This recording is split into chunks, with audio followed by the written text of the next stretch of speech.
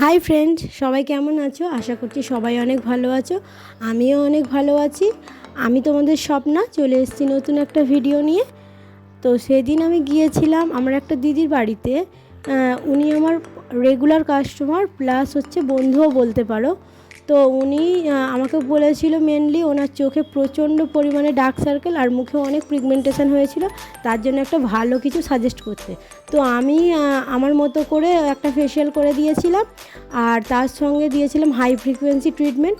তো তোমরা ফেশিয়ালের পরে ওনার মুখটা দেখলে বুঝতে পারবে কতটা ক্লিন হয়েছে, আর হচ্ছে চোখটাও অনেকটা পরিমাণে ডার্ক সার্কেলটা রিমুভ হয়ে গেছে।